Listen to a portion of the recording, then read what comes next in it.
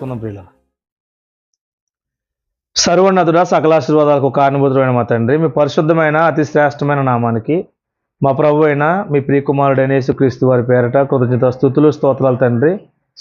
ప్రభునైనా గతించిన సంవత్సరాలు తండ్రి అయినా, గతించిన దినాలు నెలలు ప్రతి క్షణం ప్రభునైనా మీ యొక్క కృపలో మమ్మల్ని భద్రపరిచి కాచి కాపాడుతున్న విధానాన్ని బట్టి నాయన కృతజ్ఞత స్తుతులు స్తోత్రాలు చెల్లించుకుంటున్నాం తండ్రి. ఈ సమయం ప్రభునారా మీరు ఇచ్చిన తండ్రి, మీరు మరి మాకు ఏర్పాటు చేసి మమ్మల్ని ఈ విధంగా మీ పిల్లలుగా కూర్చుండబెట్టి తండ్రి కొద్ది నిమిషాలు తండ్రి మీ వాక్యాన్ని ధ్యానిస్తుండగా మీ సహాయం దయచేసిన విధానం బట్టి మీకు వందనాలు. ఎంతవరకు ప్రార్థన ద్వారా మరి మీరు మహిమ పొందారు తండ్రి, కీర్తన ద్వారా మీ నామను మహింపరచుకున్నామని నమ్ముతున్నాము తండ్రి. అవును తండ్రి, మీరుండగా మాకు భయం లేదు, మీ యొక్క ఆదరణ మాకు ఉండగా ప్రభునాయన ఈ లోకంలో ప్రభు ఎవరు ఎన్ని ఆటంకాలు ఎదురొచ్చినా తండ్రి నాయన మాకు దిగులు లేదనే విషయాన్ని తండ్రి బలంగా నమ్ముతూ మీరున్నారనే గొప్ప భరోసాతో తండ్రి నాయన మేము ముందుకు వెళ్తుండగా సహాయం దయచేయండి. ప్రభు కుటుంబాన్ని దీవించిన ప్రభునైనా మరి ఏర్పడేసిన విధానం బట్టి మీకు వందనాలు. బిడ్డలకు ప్రభునైనా ఇచ్చిన ఆలోచన బట్టి మీకు స్తోత్రాలు తండ్రి. చేరు వచ్చిన బిడ్డలందరినీ దీవించండి, ఆశీర్వదించండి తండ్రి.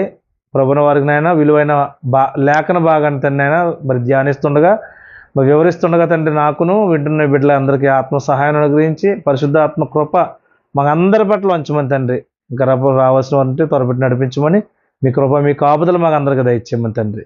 సమస్త మహిమ ఘనత ప్రభావాలు మీకు చెల్లించుకుంటూ యేసుక్రీస్తు ప్రభు వారి పేరిటి ప్రార్థన మనలో అడివేడుకుంటున్నాం మా కన్న తండ్రి, ఆమేన్.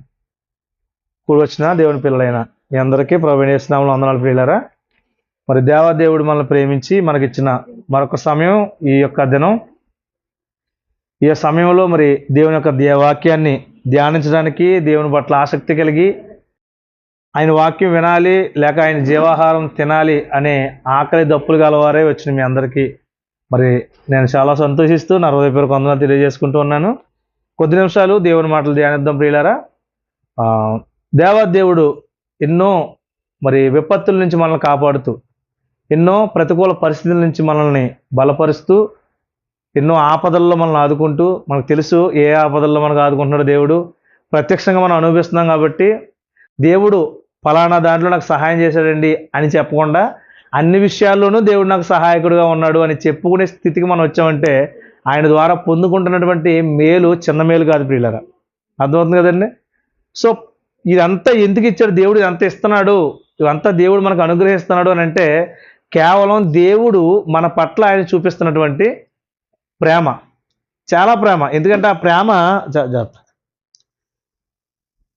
ఆయన ప్రేమ ఎంత ఉన్నతమైందో మన బైబిల్ కథ అడిగితే మనకు తెలుసు. 3:16 యోహాను సువార్తలో దేవుడు లోకాన్ని ఎంతో ప్రేమించను. ఎంత ప్రేమించావయ్యానంటే అది మీకు చెప్పలేను కాబట్టి ఎంతో అన్నాను అంటున్నాడు దేవుడు.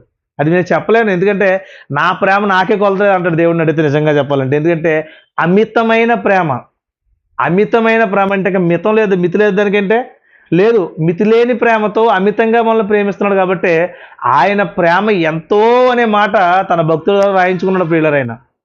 నిజంగా దేవుడు ఎంత ప్రేమిస్తున్నాడా మనల్ని అనే విషయం తెలియాలని మనకే ఇంతగా ప్రేమిస్తున్నాడని తానే మొదట మనల్ని ప్రేమించడానికి కూడా మాట రాయబడి. ఇదంతా ఎందుకు ఇదంతా అంటే ప్రేమ ఎందుకు, ఇది మనల్ని బ్రతికించడం ఎందుకు, ఎన్నో పరిస్థితులు మనల్ని కాపాడడం ఎందుకు, ఇదంతా ఎందుకు అని అంటే ఒకే ఒక కారణం, మనం ఆయన కోసం బ్రతకాలి. బ్రతుకున్నంతకాలం ఆయన కోసమే బ్రతకాలి. గట్టిగా మాట్లాడితే చనిపోయేంత లాస్ట్ క్షణం వరకు కూడా ఎవరి కోసం బ్రతకాలి? ఆయన కోసమే బ్రతకాలి. ఇదే ఆయన గోల్, ఇదే ఆయన యొక్క గురి. అంటే మన పట్ల మన గురి ఏంటి? మన గురి పక్కకి వెళ్తుంటది, మన గురి దారి తప్పుతుంటది.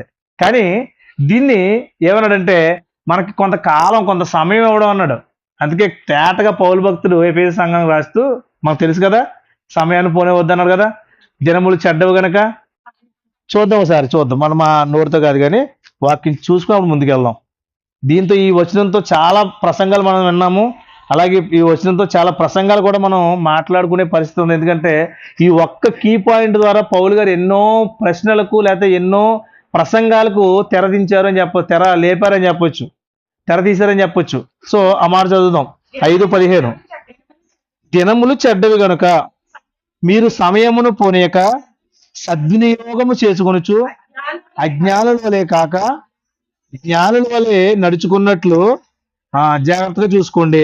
ఇందు నిమిత్తము మీరు అవివేకులు కాక, ఈ మాట బాగా అండర్లైన్ చేసుకోండి. ఈరోజు మనం మాట్లాడుకోబోయే మాటకి ఇది రిలేటెడ్ వర్డ్. ఇది ప్రభు యొక్క అవివేకులు కాక ప్రభు యొక్క చిత్తం ఏమిటో గ్రహించుకొనుడి అన్నాడు ప్రియులారా. ఈ గ్రహింపు అనే దాని గురించి ఈరోజు మనం చూద్దాం. ఏమండి, ప్రభు యొక్క చిత్తాన్ని ఎలా గ్రహించుకోవాలి ఈరోజు మనం చూస్తే, ఎవరైనా ఉన్నారా భక్తులు అంటే దొరుకుతారు చాలా మంది మనం ఎత్తుక్కుంటే. ఉంటారండి?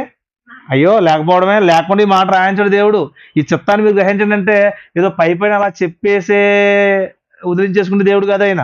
ప్రతిదానికి ఏం చూపిస్తాడు మనకి? ఆధారం ఉంది. ప్రతిదానికి ఆధారం చూపిస్తాడు. ప్రతి దానికి మనకి ఇదిగో పలానా భక్తులు ఇలా చేశాడు, లేదా భక్తిహీనుడు ఇలా చేశాడు, మీరు అలా చేయొద్దు అనే విషయాన్ని దేవుడు మనకి చూపించిన తర్వాతే ఆ మాట రాయిస్తాడు. సో ఇక్కడ మనం ఆలోచిస్తే దినములు చెడ్డవి, దినములు చెడ్డవి. మరి దేవుడు ఏంటి ఆ ప్రారంభ అధ్యాయంలో, ప్రారంభ వచనాల్లో, ప్రారంభ కారణమైనటువంటి ఆది కాలంలో అలా రాయించాడు? అన్ని రోజులు మంచి అయినట, దినాలన్నీ మంచి అయినట. చేసినప్పుడు మంచి, ఇప్పుడు మంచియే. కానీ దినాలు చెడ్డమని ఎందుకన్నాడంటే కాదక దినాలు చెడ్డవి ఎందుకని అంటే, ఇప్పుడు చెడు స్వభావం కలిగినటువంటి సమాజంలో మనం ఉన్నాం. అంటే చెడు స్వభావం కలిగినటువంటి దినాల్లో మనం ఉన్నాము కాబట్టి ఆ చెడు స్వభావం లోకమంతా కమ్ముకుపోయింది. దానిని బట్టి దినాలు ఏమైనా అంటే చెడ్డవి కింద కనిపిస్తున్నాయి. అంటే మంచి లేదు అక్కడంటే మంచి లేదు. దినాలు మంచివే, దినాలు దేవుడిచ్చిన దినాలు మంచివే, ఆయన చేసినంత మంచిదే. పాడు చేసుకున్నది ఎవరంటే మనిషి. కాబట్టి ఇప్పుడు సంబోధించవలసిన సంబోధన ఎలా ఉందంటే దినాలు చెడ్డవండి. తప్పట్లేదు అనడం, తప్పట్లేదు. దినాలు చెడ్డవైపు నేను అనడం తప్పట్లేదు. ఎందుకంటే దినాలు చెడ్డవిగా మనుషులు చేసేసుకున్నారు. ఇప్పుడు ఇలా పరిసెప్షన్ ఆలోచిస్తే దినాలు ఎలా ఉన్నాయి? ఇప్పుడు చెడ్డవిగానే ఉన్నాయి. కాబట్టి అలా ఆ మాట పదప్రయోగం చేశాడు. దినములు చెడ్డవి కనుక మీరు సమయాన్ని పోనిచ్చుకుంటే, ఆ సమయాన్ని మీరు వదిలేసుకుంటే, ఇప్పుడు చెప్పుకున్నాం మనందరం విన్నాము, ఆయన ప్రేమ చొప్పున మనల్ని కాపాడుకున్నాడు. అవునా కాదండి? ఎన్నో విపత్తుల నుంచి మనం బయటపడ్డామా? ఎన్నో ఆపదల నుంచి. అంత ఎందుకండి, ఓవరాల్గా అందరికీ మోకమ్మడిగా ఉన్న ఒక రోగం ఏదైతే కరోనా, దాని నుంచి బయటపడడం అంటే బోల్డ్ విషయాలు మాట్లాడుకోవచ్చు మనం.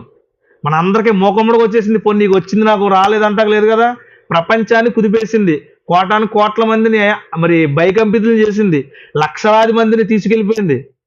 ఏమండి, కనీసం వాళ్ళ శవాలు కప్పెట్టడానికి కూడా అవకాశం లేకుండా చేసింది కరోనా అనే ఒక మహమ్మారి. కనిపించిన ఒక సూక్ష్మజీవి, కనిపించిన ఒక వైరస్.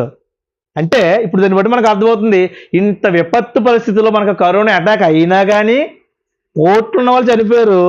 మరి కూటికి దిక్కులేని వాళ్ళు కూడా బ్రతికారండి. ఇది దేవుని ప్రేమ. ఎందుకు ఆయన ప్రేమ ఎంతో ఉన్నతంగా ఉంటుందంటే అసలు ఆయన ఎవరికి ఛాన్స్ ఇవ్వడం అనడానికి. కోటేశ్వరులు చనిపోయారు, పేదోడు బతుకుతుంటే అర్థం ఏంటి? పేదోడి పట్ల దేవుడు కరుణ ఉందంటే కోటేశ్వరుడు దగ్గర లేదా? ఉంది. కానీ ఎవరైతే దేవుడికి అవసరమో, ఎవరైతే దేవుని కోసం ఇంకా బ్రతకాలనుకుంటున్నారో, లేకపోతే ఎవరు దేవుడి కోసం ఎవరైతే బ్రతికించాలనుకుంటున్నాడో, ఇంకా ఎవరికైతే సమయాన్ని ఇవ్వాలనుకుంటున్నాడు ఆయన ఇసుకే ఇచ్చినట్టు అలా ఆయుష్ పెంచుకుంటూ వచ్చాడు పిల్లరా. ఇదంతా మనకు అంతే కదా. ఇదంతా ఏమంటున్నా దీన్ని? సమయము. ఈ సమయం అంతా ఇచ్చింది ఎవరో?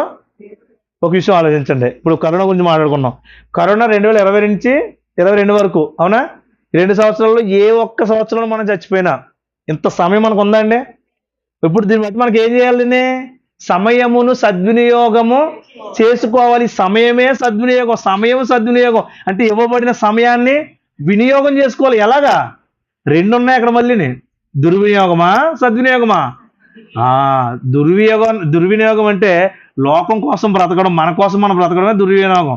అందులో చాలా వచ్చేస్తాం. మన సొంత పనులు, మన సొంత కార్యాలు, లేకపోతే మన కార్యాలు మాత్రమే.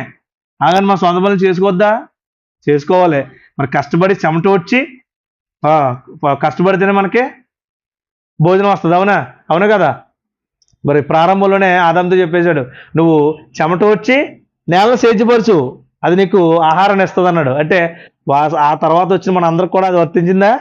వర్తించిందిగా. ఇప్పుడు కష్టపడకుండా ఎలా వస్తుంది చెప్పండి? ఇప్పుడు దాకా నేను ఆటో కిరాయి తిరిగి వచ్చాను. అంటే ఏంటి? కుటుంబాన్ని పోషించుకోవాలి, దానికోసం కష్టపడాలి.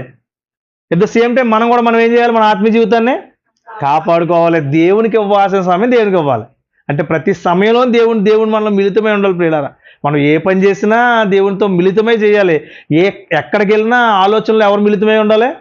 దేవుని ఆలోచన మిళితమై ఉండాలి. ఏంటి నా దేవుని కోసం, నా దేవుడు ఏం చెప్పాడు, లేకపోతే పలానా రోజు పలానా అన్ని ద్వారా ఏం మాట్లాడాడు, లేకపోతే పలానా తమ్ముడు ద్వారా ఏం మాట్లాడాడు, ఇలా మాట్లాడిన మాట ఏంటి అని ఆలోచన ఎప్పుడైతే వస్తుందో నువ్వు దేవునితో ఉన్నట్టే. దేవుడితో ఉంటే చాలా మంది ఏమనుకుంటారంటే వెళ్ళి శుభ్రంగా ఇలాగ నలుగు కూర్చొని ప్రార్థన పెట్టుకుంటే దేవుడితో ఉన్నాం అనుకుంటారు. ఇది దేవుడితో ఉన్నట్టే. కానీ మరి ఒంటరిగా ఉన్న పరిస్థితి ఏంటి? దేవుడు విడిచిపెట్టేసినట్ట. కాదు కాదు, అలా అనుకోకూడదు. దేవుని ఆలోచనలు ఎప్పుడైతే మనం మిళితమై ఉంటామో, ఆయన మనసు ఎప్పుడైతే మనతో కలిసి ఉంటుందో, మనం ఆయన చిత్తాన్ని ఎప్పుడైతే గ్రహించుకుంటామో, ఇది అదే భక్తుడు చెప్తున్నాడు, ఆయన చిత్తాన్ని ఎప్పుడైతే గ్రహించుకుంటామో ఏం చేసినట్టు మనం మన సమయాన్ని దేవుడితో గడిపినట్టు. ఇది మాకు బాగా అర్థం కావాలి. ఏమంటే అందుకే అన్నాడు, సమయాన్ని పోనేయొద్దు, సద్వినియోగం చేసుకోండి. అజ్ఞానులు ఇలా ఉన్నారు, ఏం చేస్తున్నారు, సమయాన్ని దుర్వినియోగం చేసుకుంటున్నారు. వాళ్ళు ఏమన్నాడమ్మా, అజ్ఞానులు అన్నాడు. ఇప్పుడు దేవుడు జ్ఞానవంతుడా కాదా చెప్పండి, చెప్పండి చెప్పండి. దేవుడు జ్ఞానవంతుడు కాదా? ఎంత జ్ఞానవంతుడు, ఎంతో జ్ఞానం, సర్వజ్ఞాన సంపదలు ఆయన యందు గుప్తమై, అసలు గుప్త నిధిగా దాచిపెట్టాడంట. అది తవ్వుతుంటే తవ్వుతుంటే తవ్వుతుంటే అమ్మో ఎంత జ్ఞానం దేవుడి దగ్గర అనిపిస్తుంది. మనం అలసిపోవాలి తప్ప ఆయన జ్ఞానానికి కొదువు ఉండదండి. అంత జ్ఞానం ప్రభు దేవుడు కలిగి ఉన్నాడు. అంత జ్ఞాని అయిన దేవునికి మనం ఎవరం, మన సంబంధం చెప్పండి. ఆయనతో మనకున్న సంబంధం ఏంటి? అబ్బా ఎంత బాగా చెప్తున్నారు. కుమారులు, కుమార్తెలు, తండ్రి, రిలేటివ్, ఎంత రక్త సంబంధం. మనం ఆయనకి పుట్టాం, ఆయన బీజం వల్ల పుట్టాం మనం, అవునా కదండి? యోహాను భక్తుడు క్లియర్ చెప్తాడు, మీరు క్షయ బీజం నుండి కాదు అక్షయ బీజం పుట్టారు, అక్షయ బీజం నుండి పుట్టారు, కాబట్టి మీరు పాపం మీరు జోలికి వెళ్ళరని చెప్తున్నాడు. ఏమండి అంటే మనం పుట్టింది ఎవరి ద్వారానట? అక్షయ బీజమగు తండ్రి వల్ల పుట్టాం మనం, ఆయన పిల్లలం. ఇప్పుడు చెప్పండి, తండ్రి జ్ఞానవంతుని ఒప్పుకున్నారు మీరు ఇప్పుడు? ఎస్, ఆయన పిల్లలు ఎలా ఉండాలి చెప్పండి? అదే కోరుకున్నాడు దేవుడు, అదే కోరుకున్నాడు దేవుడు. మీరు ఏమంటే మన పిల్లలు మన ముందు మనం ఏదో అందంగా ఐఏఎస్ చదివి అందంగా ప్రత్యేకమైన హోదాలో కూర్చొని అందరూ మనకు వచ్చి సెల్యూట్ చేస్తుంటే, ఏమంటే మన పిల్లడు వెళ్ళి బయట పనికిమాల పనులు చేస్తున్నాడు అనుకోండి, ఐఏఎస్కి ఎలా ఉంటుంది? సూపర్ నా కొడుకు అంటాడా? బాదండి. నిజంగా నా కొడుకు నాకులా చదివి నాకంటే గొప్ప స్థితికి వెళ్ళాలనుకుంటాడు దేవుడు, సారీ ఐఏఎస్ ఆఫీసర్ అనుకుంటాడు. అలాగే దేవుడు కూడా నా పిల్లలు నాకులా జ్ఞానవంతులు కావాలనుకుంటున్నాడు. దానికోసం ఏం చేయాలంటే, ఇదిగో మీకు ఏం కాదు, మీకు సమయాన్ని ఇస్తున్నాను, మీకు ఆయుష్ ఇస్తున్నాను, ఈ ఆయుష్ నా కోసం ఉపయోగించండి, ఈ ఆయుష్ నా కోసం బ్రతకండి, మీకు పని ఉంది, తర్వాత మీకోసం బహుమానం దాచాను. ఇది దేవుని ప్రణాళిక, ఇది దేవుని ప్రణాళిక. సో ఇదే మాట్లాడుతూ అంటాడు కదా, అజ్ఞానుల వలె కాక జ్ఞానులను నడుచుకున్నట్లు జాగ్రత్తగా చూసుకోండి. ఆయన జాగ్రత్త, ఎక్కడికక్కడ జాగ్రత్తగా ఉండండి, ఎక్కడికక్కడ జాగ్రత్తగా ఉండండి. ఏ సమయంలో మీరు అజ్ఞానంగా ప్రవర్తిస్తున్నారో, ఏ సమయాన్ని మీరు దుర్వినియోగం చేస్తున్నారో, అప్పుడు మీరు ఏం చేయాలి? జాగ్రత్త కలిగి ఉండాలి. అమ్మో ఈ సమయాన్ని వేస్ట్గా మానేస్తున్నాను, ఈ సమయం నాకు వేస్ట్, చాలా వేస్ట్ అయిపోయింది, ఒక గంట సమయం దేవుడికి కాకుండా చేస్తుంటే అది ఏమైంది? వేస్ట్ అయిపోయింది అనే ఆలోచన మనకు వచ్చేది. అప్పుడు అదే జాగ్రత్త పడ్డం అంటే జాగ్రత్తగా ఉండండి అంటాడు కదా కింద. ఇందులో నిమిత్తం మీరు అవివేకులు అవ్వద్దు, వివేకం కలిగి ఉండండి. అవివేకులు కాక ప్రభు యొక్క చిత్తం ఏమిటో గ్రహించుకొనుడి అన్నాడు. ప్రియులారా, ఈ ప్రభు యొక్క చిత్తం ఏంటో ఈరోజు ఒక ఆవిడని అడుగుదామండి. ఆవిడని అడిగితే మనకి ఆవిడని చూసినప్పుడు అనిపిస్తుంది, మనం విన్న ఆవిడే, ఈవిడ గురించి ఎందుకు తమ్ముడు ఆల్రెడీ చెప్పి చాలాసార్లు విన్నాం అనుకుంటారు మీరు నిజంగా. కానీ విలువైన పాఠం ఆవిడ ద్వారా మరొకసారి వింటే దేవుడు మనకు ఒక విషయం అర్థం చేస్తాడు. అదేంటో మీకే అర్థమవుద్ది. చూడండి, లోకాసు వార్తలు ఒక ఆవిడ మనం చూస్తాం, మీకు తెలిసి ఉండొచ్చు. ఎన్నోసార్లు ఆవిడ గురించి మనం చదువుకున్నాం, క్రిస్మస్ రాగానే ఆవిడ గురించి చెప్పుకుంటాం. లోకాసు వార్త 2వ అధ్యాయము 35వ వచనం, 36వ వచనం పిల్లరా.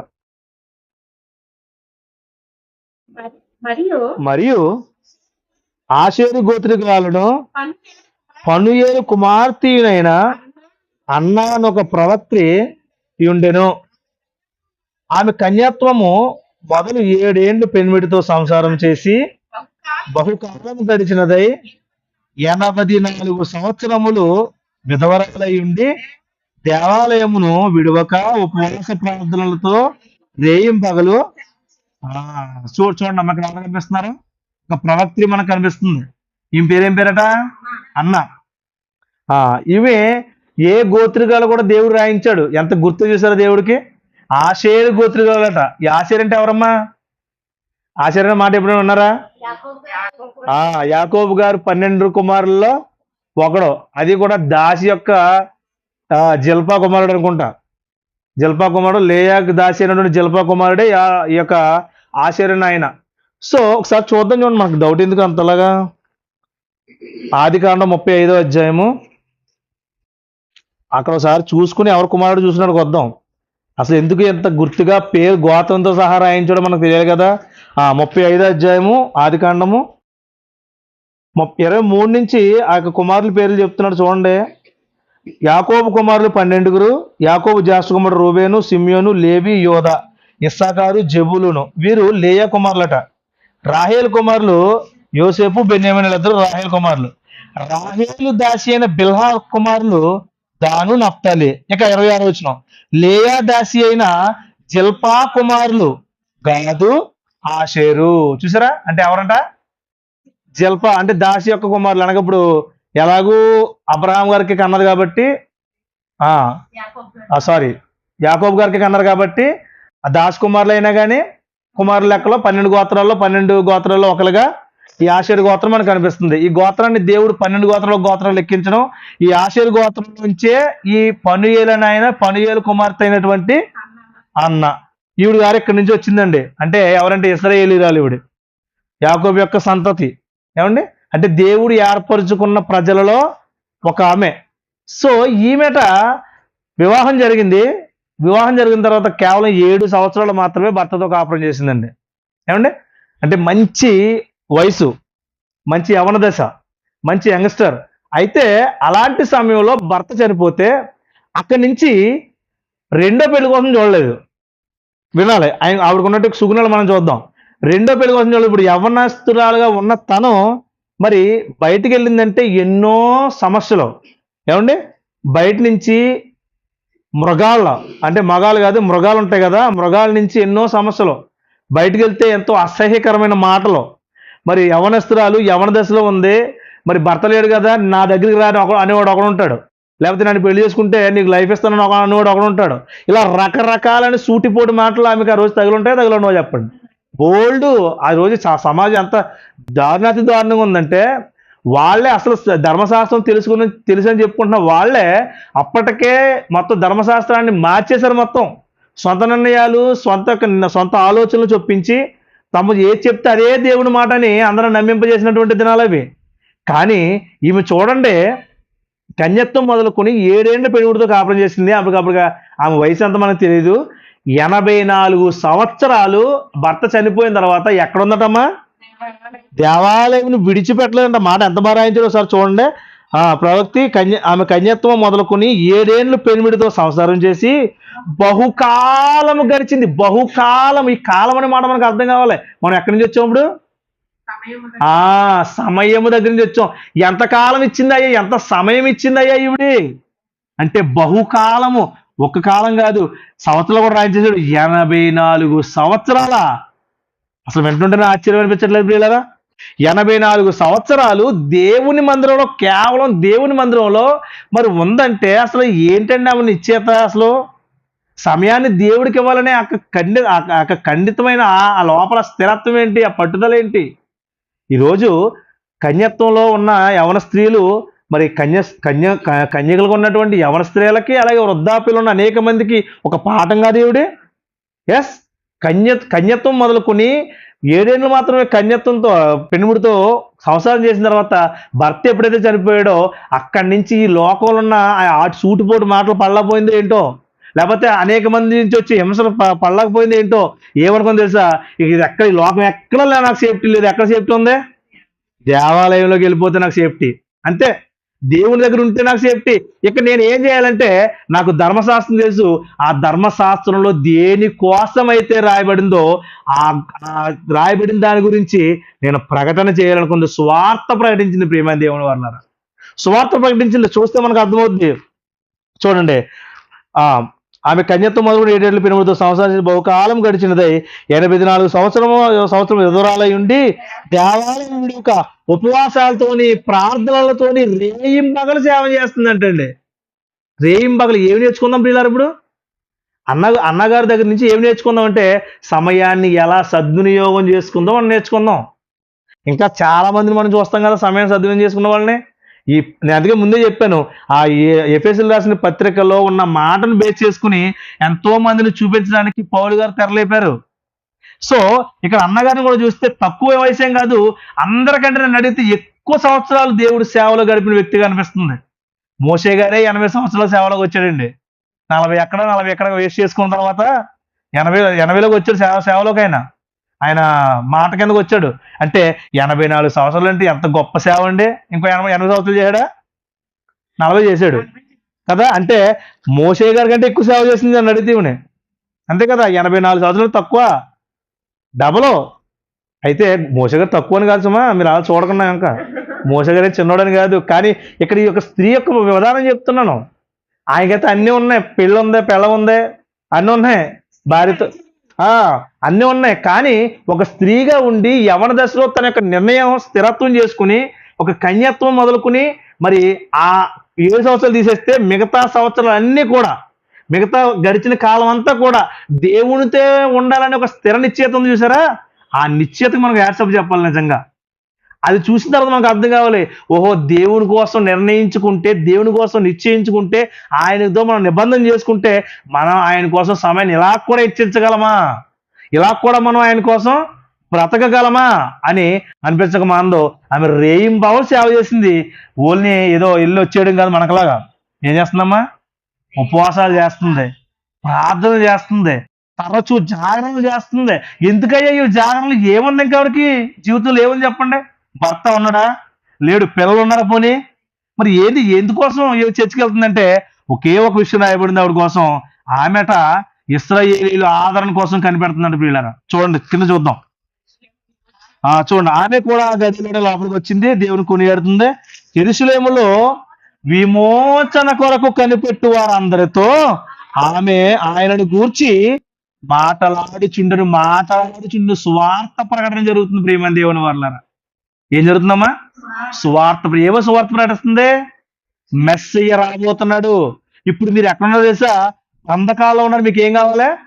విమోచన కావాలి. విమోచన. వాళ్ళు అనుకుంటారు కదా, మేము బంధకాలు ఉంటామేంటి, మాకేముంది, మేము ఫ్రీడమ్ బర్డ్స్ అనుకుంటారు. మాకు స్వాతంత్రం ఉంది, మేము చాలా స్వతంత్రులం, మాకు అసలు. అందుకే ప్రభుత్వం అన్నారట, మేము ఎవరికి ఎన్నడూ దాసులమై ఉండలేదే, సిగ్గులేదు మొఖాలు చెప్పుకోవడానికి. దాసులు లేరండి. మీరు చదివిన ఎప్పుడు విన్నారా? మీరు ఎప్పుడు దాసులు చేయలేదా? ఎవరికి దాసులుగా వెళ్ళలేదు వాళ్ళు. మరి బబులోని చెరకు వెళ్ళిపోయింది ఏంటి, అశ్షూరు చెరకు వెళ్ళిపోయింది ఏంటి, ఇవన్నీ ఏంటి? కూర్చోబడి పూజలు చేయాలి అక్కడ తీసుకెళ్ళి, వెట్టి చాకరీ చేసుకున్నారు. ఐగుప్తు మొదలుకుంటే ప్రతి ఒక్కరు కూడా, ప్రతి రాజు కూడా ఏం చేయించారమ్మా? వెట్టి చాకరీ. ఎంత ఇబ్బంది పెట్టి తిండి కూడా ఇవ్వలేదు వాళ్ళకి. ఒక సమయంలో దేవా తండ్రి మమ్మల్ని కాపాడుతండ్రి అని మోకరించి ప్రార్థన చేస్తే, గోజాడితే, మొర్ర పెట్టుకుంటే అప్పుడు దేవుడు కనికరపడి కొంత సమయాన్ని ప్రకటించి, ఇదిగో 70 సంవత్సరాలు మీరు ఉంటారు, తర్వాత వచ్చేస్తారని దేవుడు కనికరపడితే బయటకు వచ్చారు. ఇలా సిగ్గు లేకుండా చెప్పుకుంటారు, మేము ఇంకా ఎవరిని దాసులు ఉండలేదు మేము ఎప్పుడు అనుకుంటారు. కానీ ఉన్నారు. విమోచన. ఇప్పుడు కూడా వాళ్ళు రోమా ప్రభుత్వం కింద ఉన్నారు. పిల్లలు రోమా ప్రభుత్వం కింద ఉన్నారు. వాళ్ళు ఎప్పటికీ ఎలా ఉన్నారు? దాసులుగా ఉన్నారు. వాళ్ళకి విమోచన కావాలి. ఎక్కడి నుంచి విమోచన? కేవలం రోమా ప్రభుత్వం నుంచే కాదు, పాపం అనే చెరలో కూడా ఉన్నారు వాళ్ళు. ప్రపంచమంతా ఉంది. నాట్ ఓన్లీ ఇజ్రాయేల్ మాత్రమే కాదు, ప్రపంచమంతా ఎక్కడ ఉంది? పాపం అనే చెరలో ఉంది. ఈ అన్నగారు ఈ విమోచన ఎప్పుడైతే పాపం అనే చెరలో ఉన్నారో, వీళ్ళందరి యొక్క ఆదరణ, వీళ్ళందరూ విమోచనించబడాలి, వీళ్ళందరి కోసం ఒక ఆయన రావాలి. ఆ ఒక ఆయన ఎవరో ఆవిడకి తెలుసు. ఎవరో? మెస్సియా. ఆ మెస్సియా వస్తాడని చెప్పి ప్రవక్తలు ఎప్పుడో చెప్పారు. ఆమె పుట్టక ముందే వాళ్ళ నాన్నలో, వాళ్ళ తాతలు ఎవరు, ముత్తాతలు ఎవరు పుట్టక ముందే పితరులు ఎప్పుడో రాయించేశాడు. ఆ ధర్మశాస్త్రం ఆవిడకి తెలుసు. అందుకే ఎప్పుడైతే రాయబడిన సంగతులు విందో, గుర్తించిందో, అప్పుడు అంటుంది, ఇదిగో ఆదరణకర్త వస్తాడు, మెస్సయ్య వస్తాడు, ఆయన వచ్చి మిమ్మల్ని అందరినీ విమోచిస్తాడు. ఆ పైన మనం చూస్తే సుమేన్ గారు కూడా అందుకే, అదే చేస్తాడు. ఏంటంటే ఇశ్రాయేలు ఆదరణ కొరకు కనిపెట్టేవాడు ఆయన అక్కడ ఉన్నాడు దేవాలయంలో. సో వీళ్ళందరి జీవితాలు మనం ఆలోచిస్తుంటే, ముఖ్యంగా వీళ్ళందరి జీవితాలు మనం ఆలోచిస్తుంటే ఎంత ఖచ్చితమైనటువంటి నిర్ణయాలు తీసుకున్నారమ్మా, ఎంత ఖచ్చితమైన పట్టుదల కలిగి ఉన్నారు దేవుని పట్ల. ఈరోజు 1 గంట సమయం దేవుడికి ఇవ్వండి, ఎన్ని వంకలు చెప్తాము కదా మనం. ఎన్ని వంకలో 24 గంటల్లో దేవుడు 1 గంట మనకు లేకుండా చేస్తే ఏంటి పరిస్థితి? 1 గంట మనం చేస్తే 1 క్షణం సరిపోదు మనం పోవాలంటేనే. చాలా సరిపోద్దా? మాట్లాడిన తప్పుడు గుండె ఆగిపోతే ఇంక నేను చేస్తాను, ఇలా బైబిల్ వదిలేస్తాం, అలా పడిపోతాను, అంతే. ఏముండదు, ఇంకా అయిపోయింది. అలా ఎంతోమంది చనిపోయారు పిల్లరా. కేవలం మనం ముందుకు వెళ్తున్నామంటే 24 గంటలు దేవుడు మనకి ఇస్తున్నాడు. నెలల తరబడి, సంవత్సరాల తరబడి ఎంతకాలం మనం మరి కాచి కాపాడుకుంటూ వస్తున్నాడంటే మనం ఏమంటామంటే, కొంత సమయం దేవుడి సన్నిధికి రండమ్మంటే వస్తాను, నడిచేయండి అంటారు, అంతే. వెనకాల రారెళ్ళు. ఎంత నిర్లక్ష్యం చూడండి. అంటే వీళ్ళ స్థిర నిశ్చయం ఏమైంది? సమయాన్ని కేటాయించుకునే విధంలో మరి ఒకటి అపవాది సమయాన్ని ఇష్టం వచ్చిన నచ్చినట్టు వాడుకుంటున్నాడు. ఆడు చాలా జాగ్రత్తగా సమయాన్ని వాడుకుంటున్నాడు. రెండోది భక్తులు వాడుకున్నారు. పిల్లరా, భక్తులు వాడుకున్నారు. ఈరోజు ఈ భక్తులు చూసినప్పుడు మనకు అర్థం కావాలి. ఈ విమోచన కోసం కనిపెడతా 84 సంవత్సరాలు దేవాలయంలో ఉండిపోయిందంటే అది చిన్న విషయం అనుకుంటున్నారండి? కాదండి. అక్కడ వచ్చిన వాళ్ళందరితో మాట్లాడుతున్నాడు, మెస్సీ రాబోతున్నాడు, మీరు ఏం చేయాలి? సిద్ధపడండి. మెస్సీ రాబోతున్నాడు, సిద్ధపడండి. సిద్ధపడ్డారండి వీళ్ళు? సిద్ధపడ్డారా? సిద్ధపడలేదండి. ప్రభు వస్తాడని చెప్పినా కానీ వినలేదు. ఇంకా వస్తాడని చూస్తున్నారు, నేటిగా చూస్తున్నారు. ఇంకా వస్తాడని చూస్తున్నారు, నేటిగా చూస్తున్నారు. ఆ రోజు ప్రభు వచ్చాడు, ప్రభు నేనే మెస్సీని అన్నాడు, నేనే మెస్సీని అన్నాడు. ఆ మెస్సీని చూసి వీళ్ళు అన్నారు, ఇంకో సుమియోన్ గారు ఈవిడ అన్నారు, వచ్చేసాడు మెస్సీయ, అమ్మా నీ జన్మ ధన్యమైంది అని చెప్పి ప్రవచనాలు చెప్పారు. తర్వాత ఇదిగో వచ్చేసాడు ఆల్రెడీ, ఈయనే మెస్సీ అని చెప్పి వాళ్ళ సాక్ష్యాలు కూడా చెప్పారు. వీళ్ళ మాట కూడా లెక్కలేదండి. నిజంగానే వాళ్ళకి కనిపెట్టినంత ప్రభువు చూశారు. చాలా బాగుంటుందండి. సుమియోన్ గారట ఆయన చూడకుండా చనిపోవడం చెప్పి ఒక ప్రవచనం ఉందంట ఆయనకి. చూడక 25 వచనం ఒకసారి చూసి కిందకి వెళ్దాం. యెరూషలేమునందు సిమియోను అను ఒక మనుషుడు ఉండెను. అతడు నీతిమంతుడును భక్తిపరుడుగా ఉండి ఇశ్రాయేలు యొక్క ఆదరణ కొరకు కనిపెట్టువాడు. పరిశుద్ధాత్మ అతని మీద ఉండెను. అతడు ప్రభు యొక్క క్రీస్తును చూడక మునుపు మరణము పొందడానికి చూసారా? పరిశుద్ధాత్మ చేత బయలుపరచబడి ఉండెను. చూసారా? పరిశుద్ధాత్మ చేత ఏమని బయలుపరచబడిందట? మెస్సీ వచ్చే వరకు నువ్వు బ్రతుకుంటావు, మెస్సీని చూస్తావు, తర్వాత నువ్వు చనిపోతావు. సూపర్ కదండి. దేవుడు ఎంత గొప్ప అదృష్టం ఇచ్చాడు చూడండి. మెస్సీ కోసం ఎదురు చూస్తున్నా, ఎదురు చూపులో ఉంది దేవుడు చూపించిన ప్రేమ. ఇదిగో నా కుమారుడు సుమియోను ఎదురు చూస్తున్నాడు. ఆ ఎదురు చూపులో నా కుమారుడైన క్రీస్తుని ఈయనకి ఏం చేయాలి? చూపించాలనుకున్నాడు. చూపించడం మాత్రమే కాదు పిల్లరా, సుమియోన్ గారు ప్రభువుని చేతులతో ఎత్తుకున్నాడండి. ప్రభువుని చేతులతో ఎత్తుకున్నాడు. దేవుడు స్తుతించాడు, తండ్రి మేము ఇప్పటి నుంచి అయితే నాయన ఇంకో మేము ఎదురు చూస్తున్నాము ఆ యొక్క ఎవరెవరినే ఆ మెస్సీను, నువ్వెవరినైతే ఏదైతే నువ్వు ప్రజల కోసం నిర్ణయించావో ఆయన ఏం చేసావు?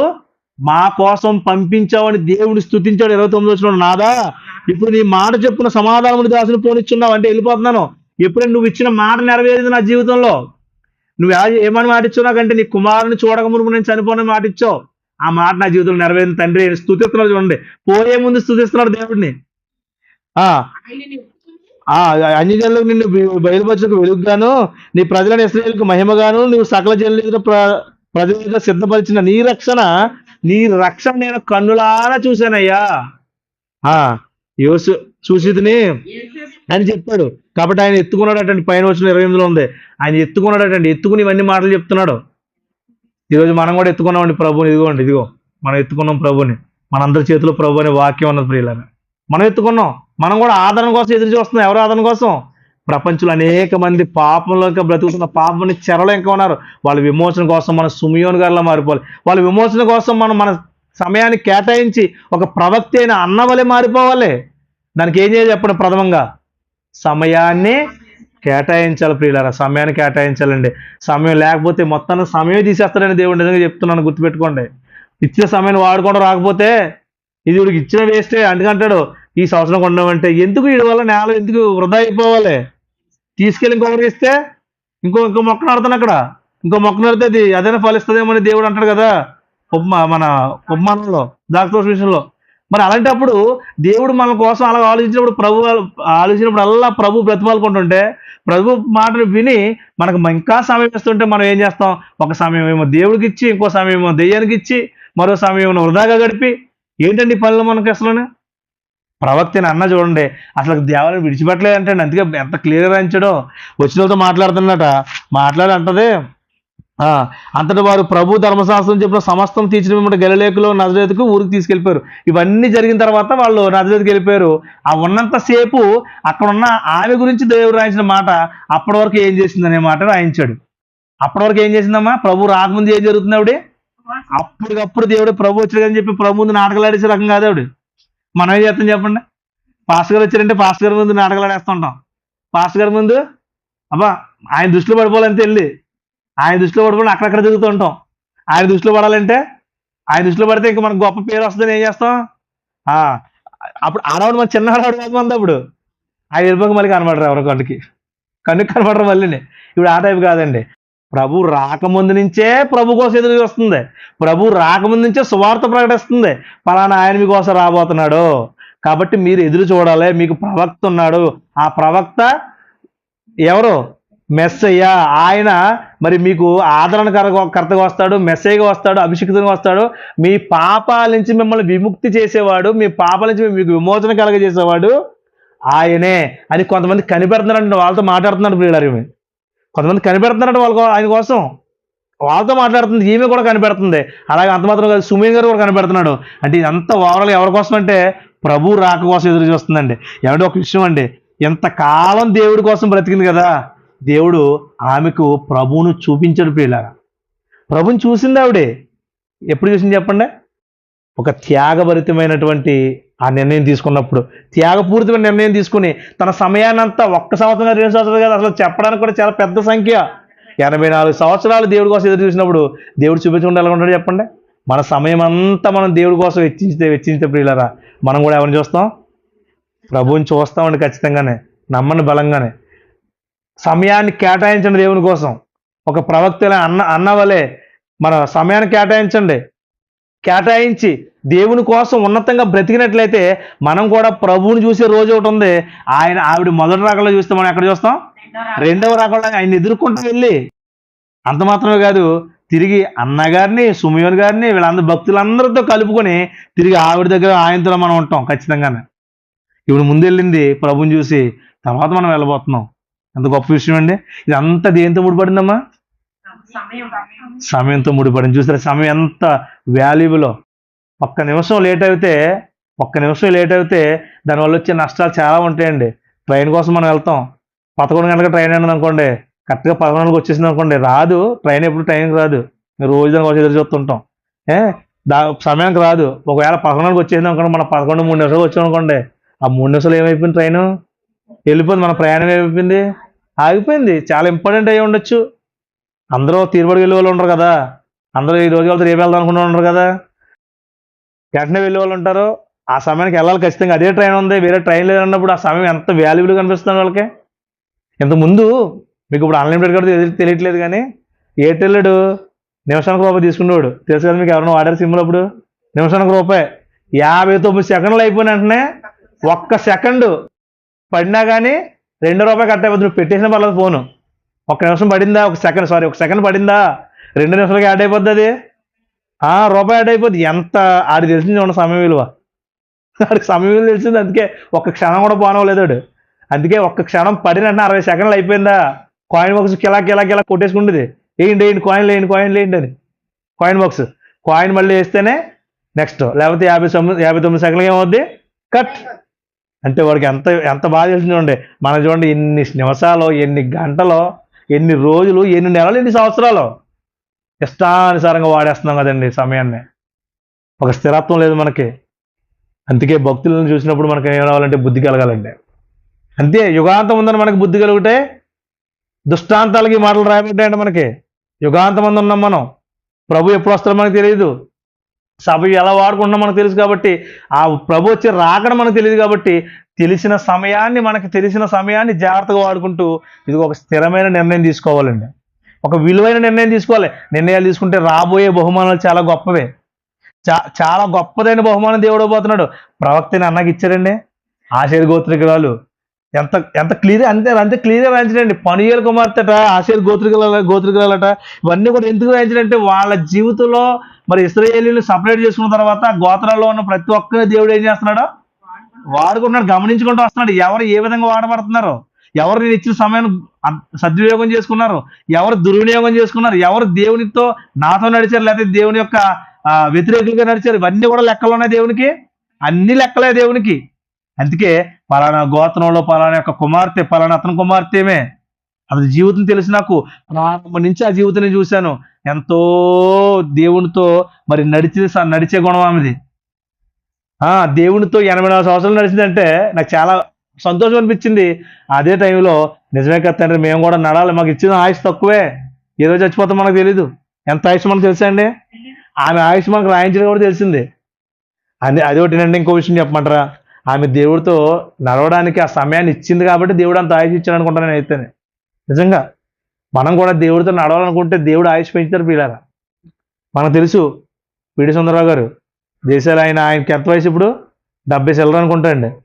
ఆయన దేవుని కోసం ప్రారంభించిన సేవ ప్రారంభించిన నాటి నుండి అలా మొదలు పెట్టుకుని దేవునితో అనేక మంది వందల వేల మంది సేవకులు చేశాడు ఆయన. అంటే దేవుడి పని జరిగిస్తున్నాడు. సమయాన్ని ఎవరికి ఇచ్చారు అంటే ఒక మనిషిని పొగుడుతున్నాను కాదు, ఇక్కడ మన కళ్ళ ముందు ఉన్నాయని కాబట్టి మనం చెప్తున్నాం. సో ఆయన దేవుడు సమయం ఇచ్చాడు, కానీ ఇంకా ఆయన బతికి ఉన్నాడు, స్టిల్ మన మధ్య ఈరోజు సజీవంగా ఉన్నాడు ఆయన. అంటే దేవుని కోసం బ్రతకాలనుకుంటే దేవుడు ఏం చేస్తాడో సమయాన్ని పెంచుకుంటూ వెళ్తాడండి. ఇసుకే అందుకే తండ్రి నీ కోసం బ్రతుకుతాను తీసేస్తాను. ఎంత గొప్ప విషయం అండి. తెలియజేశాడు కాబట్టి అడిగాడు. మనకు తెలుసా మరి? తెలియదు కాబట్టి ఇంకెంత జాగ్రత్తగా ఉండాలండి. జాగ్రత్తగా ఉండాలి. అతనికి 15 సంవత్సరాలు పెంచాడు. 15 సంవత్సరాల తర్వాత చనిపోతాడు. కానీ అడిగిన దాన్ని బట్టి నువ్వు నా కోసం ఇంకా బ్రతకాలని ఉందా, ఓకే బ్రతికైతే ఇంకో 15 సంవత్సరాలు ఇస్తాను. ఆయన చేతిలో పని కదా, అవునా కదా చెప్పండి. ఇవ్వాలనుకుంటే ఇవ్వగలడు ఆయన. ఎస్, తయారు చేసినోడికి ఇవ్వడానికి ఏమని చెప్పండి. అవసరం డిస్మాండిల్ చేయగలడు, లేకపోతే ఇంకొక పార్ట్ వేసి దాన్ని ఇంకా పైకి లేపగలడు. అంత కెపాసిటీ ఉంటుంది ఆయన తయారు చేసిన ఆయనకి. సో ఈ అన్నగారి జీవితం మనం చూసినప్పుడు, ఈ అన్నగారి జీవితం మనం ఆలోచిస్తున్నప్పుడు సమయం అంతా లోకంలో గడపలేదు ప్రియులారా. సమయం అంతా ఏదో లోకంలో చాలామంది రోజు యవన దశలో భర్తను కోల్పోతుంటే పెళ్లి చేసుకోవద్దని కాదు, యవన దశలో భర్తను కోల్పోతుంటే అక్రమ సంబంధాలకు వెళ్ళిపోతున్నారు. ఏమండి, ఈ స్త్రీ చూసినప్పుడు బయట గురించి మాట్లాడట్లేదు, కేవలం క్రైస్తవ స్త్రీల్లో చాలా మంది ఇలా ఉన్నారు కాబట్టి, ఆ దుస్థితి ఉంది కాబట్టి చెప్పాల్సి వస్తుంది. ఇగో ఇలాంటి అన్నగారిని చూసినప్పుడు, మరి ఇలాంటి అన్నగారిని చూసినప్పుడు వాళ్ళకి రావాల్సిన బుద్ధి ఏంటో తెలుసా?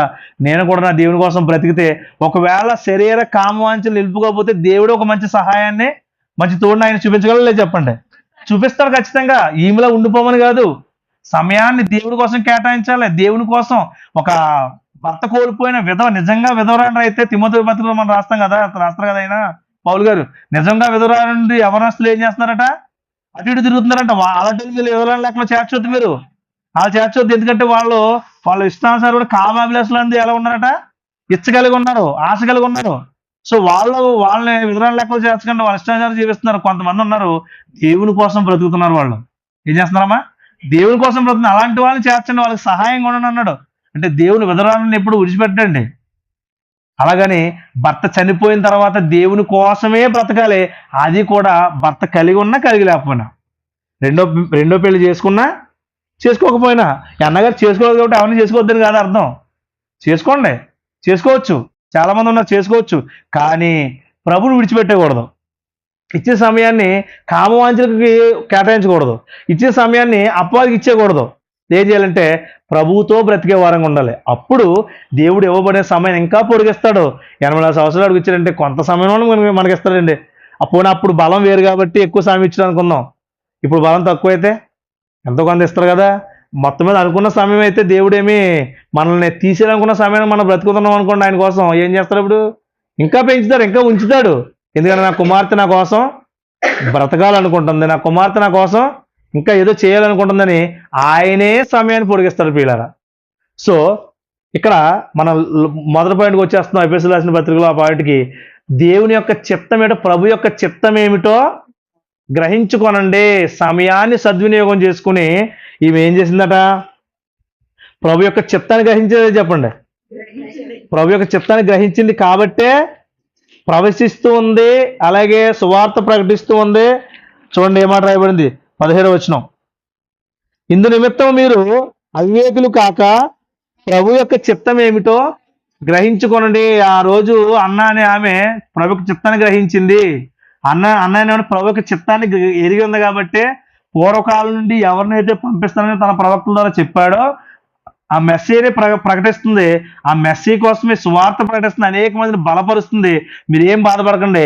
ఈరోజు మనల్ని చెరలో ఉండొచ్చు, ఈరోజు పాపం అనే చెరలో ఉండొచ్చు మనం, కానీ మనల్ని పాపం నుంచి విడిపించడానికి, రక్తపు ముద్ద అవ్వడానికి ఎవరు వస్తున్నారో? ఆ క్రీస్తు అనే మెస్సీ రాబోతున్నాడు. దేవుడే తన కుమారుని పంపిస్తున్నాడు, అది వాస్తవం అని అందరితోని మాట్లాడుతుంది.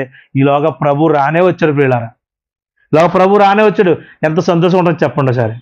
ఆవిడ చూసిన ఎదురు చూపులకి, ఆవిడ కేటాయించుకున్న ఆ యొక్క నిశ్చయతకి, ఆ ప్రతిష్టతకి, గట్టిగా మాట్లాడాలంటే ఏం చేసుకుందామే? తను తాను ప్రతిష్ఠించేసుకుంది. దేవాలయంలో ప్రతిష్ఠించుకుంది. రేయింబగలు అక్కడే ఉందంటండి, ఎక్కడికి వెళ్ళలేదు. ఇంకా రేయింబగలు 84 సంవత్సరాలు దేవాలయంలో ఉన్నటువంటి మాటల ప్రియులారా. సేవ చేసుకుంటా దేవుడు వచ్చే వాళ్ళతో దేవుడి కోసం మాటలు చెబుతూ ఆ ప్రవచనాలు చెబుతూ ఇంకో నాయన మీరు కంగారు పడకండి, ఇది ఏదో రోమ ప్రవృత్తిగా ఉందాం అనుకుంటున్నారా, మీరు ఉన్నాం అనుకుంటున్నారా? ఆ చెర పోద్దే, ఈ చెర పోద్దే, పాపపు చెర కూడా పోద్ది. మీరు పాపపు బందీలు అయిపోయినారు, కానీ ఆ పాపాన్ని నుంచి విడిపించడానికి ఎవరు వస్తున్నారంటే మెస్సీ రాబోతున్నాడు. ఆయన ఆదరణ కోసం మనందరం కనిపెడదాం అని అందరినీ బలపరుస్తుంది ప్రియులారా. ఈరోజు ఏ సమయం ఎవరిని కేటాయించుకుని మనం కేటాయించుకుని ఎవరికైనా ఇలా బలపరిచే మాటలు చెప్పగలుగుతున్నాం ప్రియులారా? ఆలోచించండి. చెప్పగలుగుతున్నామా అంటే చెప్పలేకపోతున్నామే.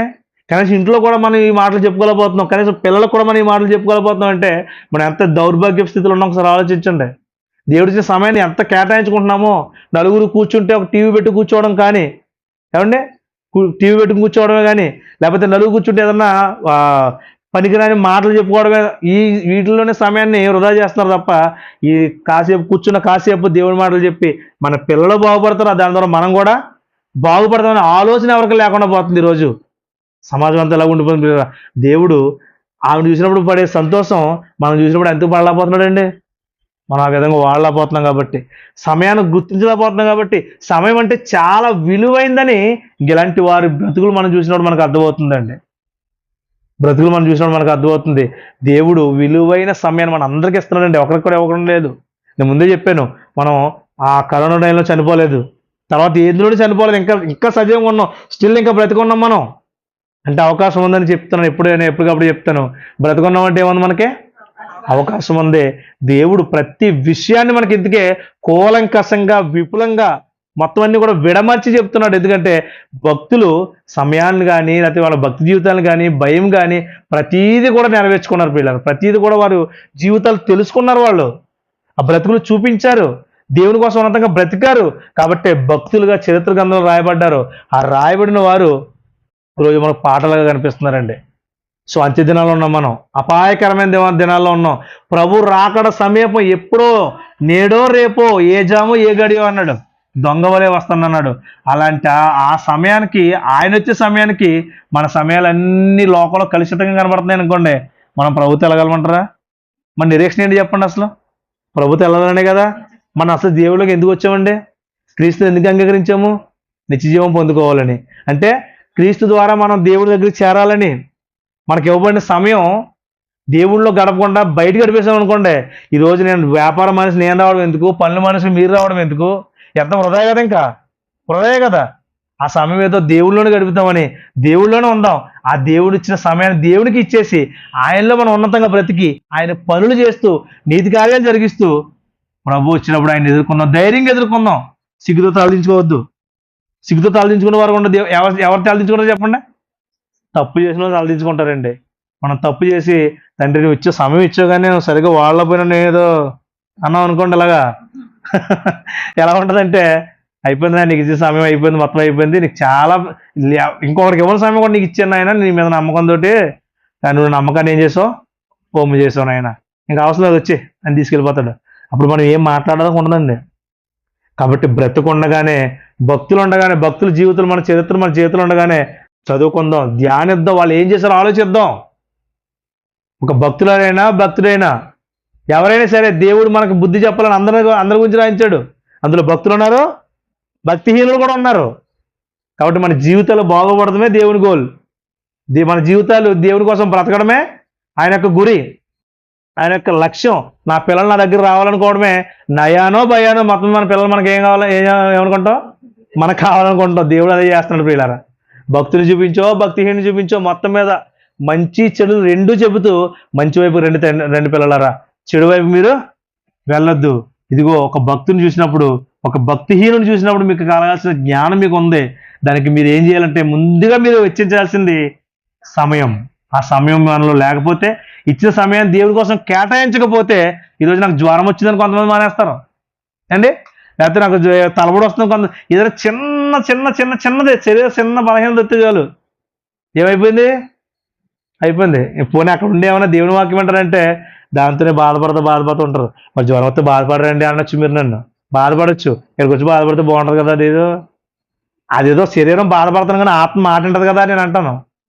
ఆత్మ మాట ఉంటుంది కదా అంటే, మరి కొంతమంది తెలుగులో ఏమంటారంటే శరీరం బాధపడుతున్న ఆత్మ మాట ఎలాగంటుంది బ్రదర్? శరీరం పక్క నుంచి చంపేస్తుంటే దేవుడు ఆ శరీరం ఒక పక్క నుంచి నలిపేస్తుంటే, పక్క నుంచి జ్వరంతో కాలిపోయి బొగ్గులో మండిపోతుంటే, మాడిపోతుంటే నాకు ఆత్మ మాట ఎలాగెళ్తుంది అనుకుంటున్నారా? మీకు విషయం చెప్పమంటారా? నేను ఎన్నోసార్లు జ్వరంతో దేవుని సన్నిధికి వెళ్ళిన రోజులు ఉన్నాయి, తెలుసు కదా నీకు. వెళ్ళిన వెంటనే వాక్యం తీసుకున్నా లేకపోతే ప్రార్థన చేసినా పాడుపడిన జ్వరం వెంటనే వెళ్ళిపోయేది నా దగ్గర నుంచి. అది తెలియకుండా వచ్చేది మాకు ఆశీర్వాదం. అది మనం ఎప్పుడైతే భయపడతామో అప్పుడే పోద్ది. మనం ఎప్పుడైతే దేవుడికి సమయాన్ని ఇస్తామో, మనకున్న ఆసక్తిని బట్టి మనలో బలహీనత ఏమవుద్ది, దేవుడు తీసేస్తాడండి. అది మన దేవుడు మనకు ఇచ్చినటువంటి ఆధిక్యత. మరి ఇటువంటి అన్ని పొందుకోవాలంటే ఒక్క స్టెప్ అలా ముందు మనం వేయాలి. నువ్వు వేయి తండ్రి, నువ్వు చేయి, మనం తర్వాత చూస్తున్నావు అనుకో, అది కుదరదు. నువ్వు ఇవ్వాలి ముందు దేవునికి. నీ సమయాన్ని నువ్వు దేవుని ఇవ్వాలి. అందుకే సమయాన్ని పోనివద్దు, సద్వినియోగం చేసుకోమని అందుకే పదే పదే చెప్తాను. అందుకే సమయం ఎక్కడ సద్వినియోగం చేసుకోవాలంటే దేవుని సన్నిధిలో, దేవుని మాటలలో, దేవుని ఆలోచనలో మన సమయం వెళ్ళవచ్చు. ప్రియులారా, చాలా మంది అరుగుల మీద వెళ్ళబుచ్చుతారు సమయాన్ని. టైం పాస్ అవుతుందండి. ఏమవుతుందంట? టైం పాస్ అవ్వట్లేదండి. ఏదో కౌలు చెప్పుకుందాం పిచ్చబట్టి ఒకరు ఫోన్లు చేస్తారు, తమ్ముడు కాసేపు టైం పాస్ అవుతుంది ఏదో మాట్లాడుకుందాం అని అనుకోండి. మనం ఏమలే అలాగే అనకూడదు. మనకున్న సమయం చాలా విలువైంది. నాకు కొద్దిగా పని ఉందని ఏదో తప్పించుకోవాలి, వాళ్ళు బాధపడకూడదు, తప్పించుకోవాలి. అప్పుడు మనం నేను వాక్యం చెప్తానండి, వాక్యం వింటూ వెళ్తుంటాను. ఆటో మీద వెళ్తున్నప్పుడు వాక్యం పెట్టుకుని వెళ్తుంటాను, వాక్యం వింటూ ఉంటాను. నేను చెప్పిన అది వేరే అన్నయ్యలు చెప్పినవి వింటూ ఉంటే వెళ్తుంటే సమయం అదే టైంలో ఎవరో ఫోన్ చేస్తారు. అమ్మడమ్మ చేయడరా ఫోన్ అనుకుంటాను. ఫోన్ చేసారు అనుకుని అక్కడ ఎవరైతే వాక్యం చెప్తారో వాళ్ళ పేరు చెప్పి అన్నీ ఒకసారి ఆగండి చెప్పి ఆయనకి చెప్పినట్టు చెప్పి అక్కడ ఆపి విన్న తర్వాత ఏదో చెప్తారు కదా. ఎక్కువసేపు మాట్లాడాలంటే నాకు చాలా విసుగు వచ్చేస్తుంటుంది. అప్పుడు కాసేపు మాట్లాడి పెట్టేసిన తర్వాత మళ్ళీ ఆఫ్ చేసి నేను మళ్ళీ ఆన్ చేసుకుని అనే మాట్లాడినా చెప్పి అప్పుడు అదే నాలో నేను అలా ఫీల్ అవుతుంటాను అనమాట. అంటే సమయం మనం ఎవరికి ఇస్తున్నామో ఆలోచించుకోవాలి పిల్లరా. మనం సమయం ఎవరికి ఇస్తున్నామో దాన్ని బట్టి మన జీవితం వెళ్తుంది. మనం దుష్టుని సమయం ఇస్తే దుష్ట సంబంధులుగానే వెళ్ళిపోతాం, అవునా? మరి దేవుడి సమయం ఇస్తే దైవ సంబంధులుగా మనం ఉంటాం ప్రియుల, దేవుని పిల్లలుగా ఉంటాం. అదే కావాలని కోరుకున్నాడు. అందుకే అజ్ఞానం ఉండకూడదు. నేను జ్ఞానవంతుడిని, నా పిల్లలు జ్ఞానవంతులు కావాలి. నేను వివేకిని, నా పిల్లలు వివేకవంతులై ఉండాలి. నేను మరి జ్ఞానం కలిగిన వాడిని కాబట్టి నా పిల్లలు కూడా జ్ఞానవంతులుగానే భూమి మీద ఉండాలన్నారు. అందుకే అవివేకులు కావద్దు, అవివేకులు కాక ప్రభు యొక్క చిత్తం ఏంటో గ్రహించండి. ప్రభు యొక్క చిత్తం ఏంటో గ్రహించండి. ఈ రోజు మీరు అందరూ గ్రహించారమ్మా ప్రభు యొక్క చిత్తం ఏంటో? ఏంటి చెప్పండి. ఇంకా మన సమయాన్ని ఆయనకి ఇవ్వడం. ఆయన ఏ సమయం అంటే ఏదో వచ్చి ఇక్కడికి వచ్చే సమయం మాత్రమే కాదు, ప్రతి సమయం. ఎందుకంటే ప్రతి విషయం అందు దేవుని కృతజ్ఞతలు చెల్లించమన్నాడు. అందుకే ప్రతి సమయంలో దేవునికి మనం ఆయనతో కలిసి మనం జీవించాలి. అది ప్రార్థన, పాటల, లేకపోతే వాక్యమా, అది ఆలోచనలా, చెప్పబడిన మాటలు నెమరు వేసుకోవడమా, ఏదైనా సరే కానివ్వండి. అలాగే నెమరు వేసుకుందండి ఆవిడే.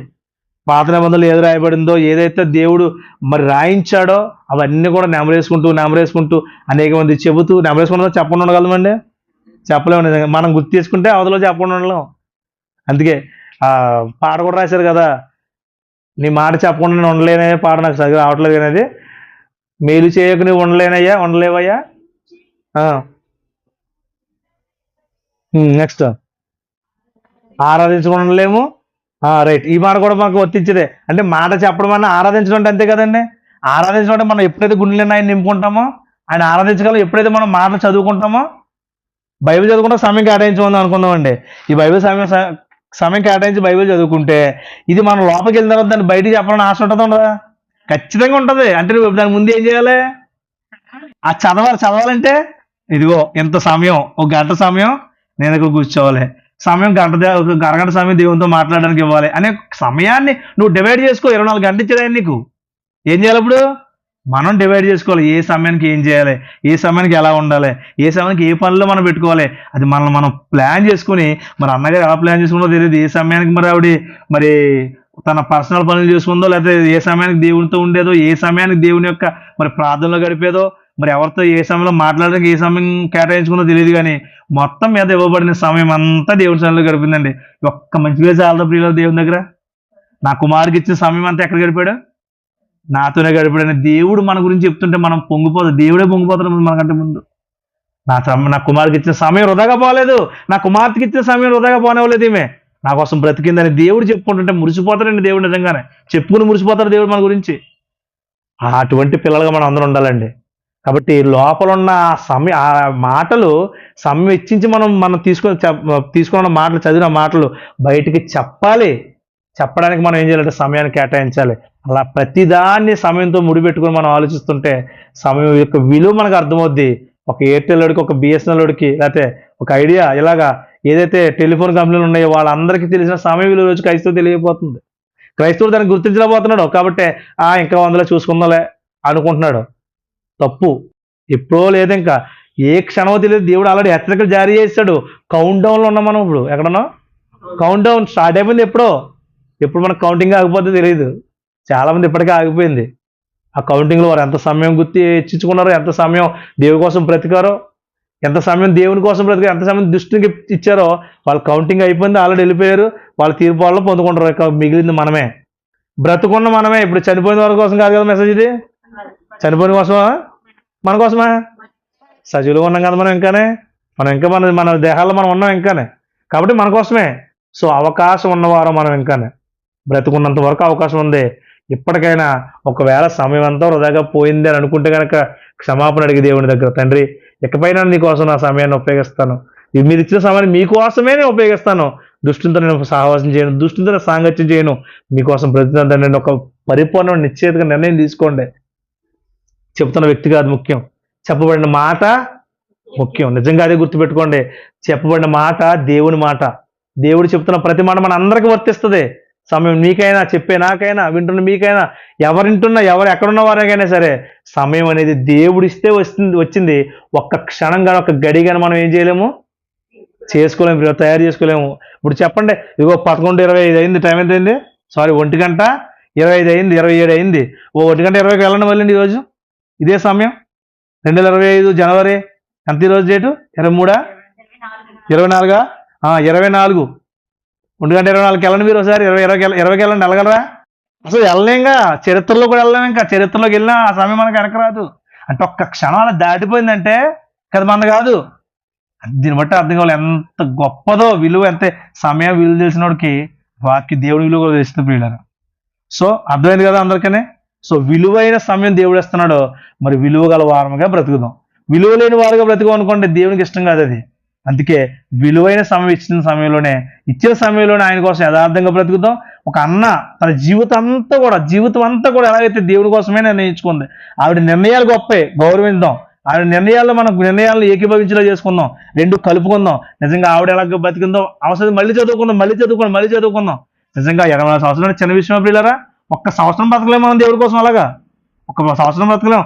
24 సంవత్సరాలు దేవుడి సన్నిధిలో ఉండి అందరి కోసం మాట్లాడతా, మెసేజ్ కోసం ప్రకటిస్తా, దేవుని పనిలోనే ఉండిపోయిందంటే ఎంత గొప్ప పాఠం నేర్పించింది చెప్పండి. ఇప్పుడు మనకేంటి, తర్వాత రాబోయే తరాలకేంటి, ప్రతి ఒక్కరికి ఒక మొట్టమొదటి గుర్తుగా నిలబడిపోయింది ఆవిడ. ఒక మంచి సమయం సద్వినియోగం చేసుకున్న కేటగిరీలో ఒక ప్రప్రథమైన స్థానంలో నిలబడిపోయింది ఆవిడ. సో మనం కూడా అటువంటి విధంగా ఆమె కాకపోయినా ఆవిడలా మనం కూడా సమయాన్ని కేటాయించుకుని గడిచిన ఎన్నో 30 అయిపోయినాయో, 20 అయిపోయినాయో, 40 అయిపోయినాయో, 50 అయిపోయినాయో మన దినాలు వృధాగా పోయినాయి. కానీ ఇంకా కొన్ని దినాలు మన కోసం దేవుడు ఇచ్చాడు. ఆ సమయంలో దేవుని కోసం ఉన్నతంగా బ్రతికితే దేవుడు కనికర సంపన్నుడు. లాస్ట్ ఒక్క మాట చూపించి నేను ముగిస్తాను. కీర్తన గ్రంథము ఆయన ఉద్దేశాలు, ఆయన యొక్క ప్రేమ ఎటువంటిదో ఒకసారి చూస్తే మనకు ఒక విషయం అర్థమవుతుంది. కీర్తన గ్రంథం 30 అధ్యాయము. ఆయన మనం ఎలా బ్రతికితే ఆయన ఏం చేస్తా ఒకసారి చూద్దాం. అంటే రిలేటెడ్గా ఉండదు వాడు. చూద్దాం 30 అధ్యాయము 30వ కీర్తన 5వ చరణం. ఆయన కోపము నిమిషమాత్రం ఉండును, ఆయన దయ ఆయుష్కాలం అంతయు నిలుచును. చూసారమ్మా, ఆయన కోపం ఎప్పుడు ఎంతసేపు ఉంటుందంట? నిమిషం ఉంటుందంటే. అంటే ఒకవేళ నిజంగా నువ్వు పశ్చాత్తాపడితే మోకరించి, తండ్రి ఎప్పటివరకు ఇచ్చిన సమయం నేను వృధాగా పోనిచ్చాను, క్షమించండి తండ్రి అని నువ్వు కానీ పశ్చాత్తాపడి నిజంగా మనస్ఫూర్తిగా ఒప్పుకుంటే ఆయన కోపం ఒక్క నిమిషంలో ఏం చేస్తాడా? పోతుంది అంతే. కానీ ఆయన దయను చూసారా? నా పిల్లలు ఆయన దయ, ఆయన చూపించే ప్రేమ, ఆయన దయ ఎక్కడ ఉంటుందంట? ఆయుష్కాలం అంత ఉంటుందండి. ఎంత గొప్పడు చూడండి ఆయన. నిజంగానే కోపాన్ని ఏమో నిమిషం పెట్టి, దయనేమో ఆయుష్కాలం అంతా పెట్టాడు. ఎంత గొప్ప దేవుడు, ఎంత గొప్ప ప్రేమమేడు కాబట్టి, ఎంత గొప్ప దయమేడు కాబట్టి మనుషులు లోకమైపోయాడు నిజంగానే. ఎప్పటికప్పుడు కొరడ తీసుకుని కొడుతుంటే ఒక్కొక్కరినే ఎప్పటికప్పుడు ఇది ఎందుకు ఇచ్చిన సమయాన్ని ఎందుకు ఇలా చేశారని చెప్పి కొడుతుంటే ఏం చేస్తారంటారు? దెబ్బకు సెట్ అయిపోదురు. కానీ ఆయన యొక్క ప్రేమనే చేతకందనంగా తీసుకుని దేవుడు అంటే ఆ దయమేడు గారు చూసుకుంటాడులే అని చెప్పి ఆయన దయని కూడా వాళ్ళకి అనుకూలంగా మార్చేసుకున్నారండి. కానీ దేవుని దయ అంటే ఆయుష్కాలం అంతా నిలుస్తుందంటండి. అంత గొప్పవాడు మన ప్రభు, మన తండ్రి. కాబట్టి ఆయన దయను పొందుకున్నాం మనం అందరం కూడా. మన దైనందిన జీవితంలో ఆయనతో బ్రతుకుతున్నాం కాబట్టి ఆయన కోపం నిమిషమే ఉంటుంది. కాబట్టి ఒక పాపం చేసుకుంటా పోదాం, ఆయన కోపం రప్పించిన పర్లేదు అనుకోకూడదు. ఆ నిమిషమే ఒకవేళ ఆ నిమిషంలో నువ్వు ఉన్నావు అనుకో, పరిస్థితి ఏంటి చెప్పండి? నిమిషం ఎన్ని సెకండ్లు? 60 సెకండ్లు, 1 సెకండ్లు నువ్వు ఉన్నా సరిపోద్ది. ఉన్నాం అందులో వద్దండి. ఆయన కోపం ఆయనకు వేరుగుండి ఆయన చేతులు పడుడు బహుభయంకరం. ఆ ఒక్క క్షణంలో, ఆ ఒక్క నిమిషంలోనే 60 సెకండ్లు, 1 సెకండ్లో కూడా మనం ఉండొద్దు. ఆయన దయలో ఉందాం. ఆయుష్కాలం అంతా మనకు వర్ధిల్తాం. ఆయుష్కాలం అంతా మనం వర్ధిల్తాం. కాబట్టి అటువంటి ఆయన ప్రేమ అంటే ఆయన మనసు చూపిద్దామని మాట చూపించాను. ఆయన కృప ఆ విధంగా మన అందరి పట్ల ఉంది. ఆ విధమైన కృపను పొందుకున్న మనం, ఆయన దయను పొందుకున్న మనము మన ఇవ్వబడిన సమయాలు ప్రభు కొరకు మరి కేటాయించుకొని, మనకి ఇవ్వబడిన షెడ్యూల్లో ప్రతిదీ కూడా సమయాన్ని మనం కేటాయించుకుని దేవునికి ఎంత సమయం ఇస్తాం అనేది అవసరమైతే రాసుకోండి. లేకపోతే ఒక డైరీ మెయింటైన్ చేసుకోండి, ఒక టైం టేబుల్ వేసుకోండి. మన చార్జీలకు టైం టేబుల్ వేసుకుంటారండి పిల్లలు. అసలు చాలా మంది గృహిణీలు, ఇలాంటి గృహిణీలు ఏం చేస్తారు? చాటేస్తారు. ఏ రోజు ఏం వండాలి, ఏ రోజు ఏం వండాలి, రోజు పప్పు వంకాయ, తర్వాత ఒక రోజు ఈరోజు మటన్, ఈరోజు చికెన్, ఈరోజు ఫ్రై చేయాలి. ఇలా టైం టేబుల్ వేసుకుంటారు దేనికి? వంటలకే. అవసరమైతే దేవుని కోసం మనం సమయం గడపడానికి ఒక టైం టేబుల్ వేసుకోండి. తప్పేమని చెప్పండి? మనకు ఒక ఐడియా ఉంటుంది. నిజంగా ఈ టైంలో ఏం చేయాలి? అమ్మో నా తండ్రితోనే మాట్లాడాలి వెళ్ళి, లేదా తండ్రి వాక్యంతోనే మాట్లాడతాడు. నా తండ్రితోనే మాట్లాడాలి, ఒక గ్రంథం ధ్యానిస్తున్నాను, ఈ సమయం దేవుడితో మాట్లాడే సమయం, లేకపోతే దేవుని వాక్యం చదువుకునే సమయం అని ఎప్పుడైతే ఒక టైం టేబుల్ డివైడ్ చేసుకుంటామో విలువైన సమయాన్ని, ఆయన ఇచ్చిన విలువైన సమయాన్ని అంతే విలువగా వాడుకున్న వారు అవుతాం వీళ్ళని. ఈ విధంగా అది క్రమశిక్షణగా ఏమంటే మన పిల్లల్ని నేర్పిస్తే మనం నేర్చుకోం. సో అటువంటి విధంగా మనం అందరం ఉండాలని మనస్ఫూర్తిగా కోరుకుంటూ నా మాటలు ముగిస్తున్నాను. పాడనమ్మా, పాడగా ప్రార్థన చేసుకోవచ్చు. సమయము లేదు, గడిచిన కాలం రాదు. సమయము లేదు, గడిచిన కాలం రాదు. ఈ క్షణమే, ఈ క్షణమే నీకై ప్రాణం పెట్టిన యేసుని తెలుసుకో. నీకై చేతులు చాచిన దేవుని చేరుకో. నీకై ప్రాణం పెట్టిన యేసుని తెలుసుకో. నీకై చాచిన దేవుని చేరుకో. సమయము లేదు, గడిచిన కాలం, సమయము లేదు.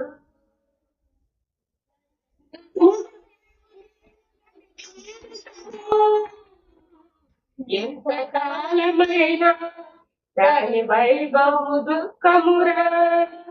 విశ్వాసము లేని నిద్రలో ఎంత గొప్పమైనా అవి చివరకు మృతమౌరా. విశ్వాసం ఎంత గొప్పమైనా అవి చివరకు మృతమౌరా.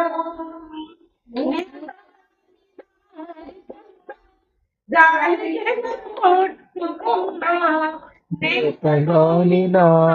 కన్నా గాలికెవరు పొట్టుకన్నా వడిగా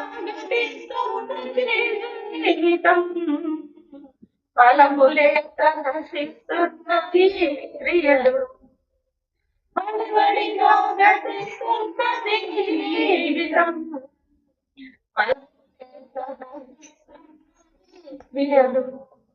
తెలుసుకోనే సమా నీ దినముల అంతం ఎట్లు. తెలుసుకోనే సమా నీ దినముల అంతం ఎట్లుందని. సమయము లేదు, గడచిన కాలం రాదు. సమయము లేదు. జీవాత్ముడు ఎంత అందమైన అది మట్టిలో కలిసి మనురా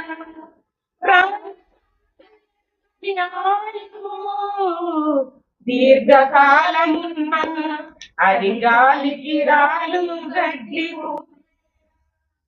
అది గట్టి పూచ కన్నా ఉనికి లేని పువ్వు కన్నా అడివి గట్టి పూచ కన్నా ఉనికి లేని